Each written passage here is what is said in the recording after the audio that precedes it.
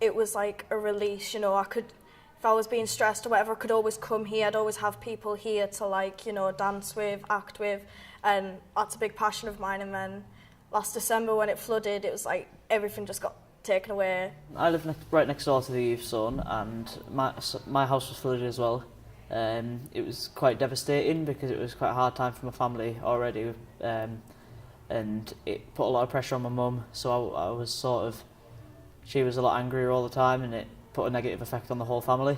When the youth zone flooded, it was frustrating. It was like a constant in my life was gone. It took a few weeks to sink in that something that was so good and something that's given me a lot is just not there anymore. We'd already had the warnings over the phone, which was a message sent to everybody, and we'd just taken everything upstairs, and then all you could hear under the floorboards was water just gushing underneath like a river. So I was in the house by myself. I was really panicked. I rang my mum and dad, telling them what was happening, so they rushed home.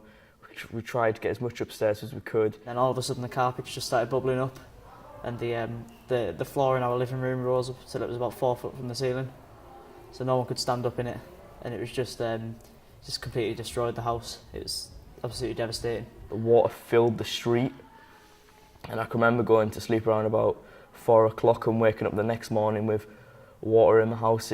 And I knew then my Christmas was ruined.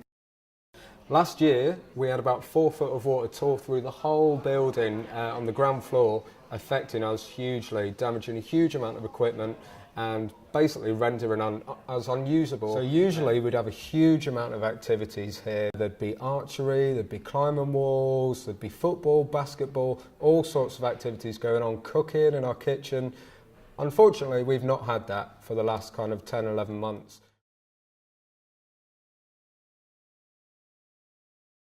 It's now nearly a year later, and downstairs is still a bit destroyed, but we're getting there, and then really looking forward to having it back fully open.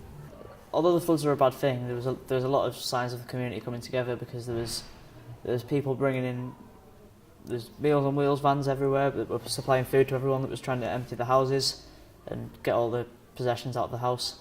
There was food, there was like clothes and stuff you could go and pick up from the university that loads of people had dropped off and generously donated, and it helped a lot. The whole community was absolutely brilliant. As you can see, the youth zone at the minute, it's a building site, so hopefully it'll be up and running soon, so hopefully we can have a really good Christmas this year instead of it being flooded again. Fingers crossed we don't get flooded.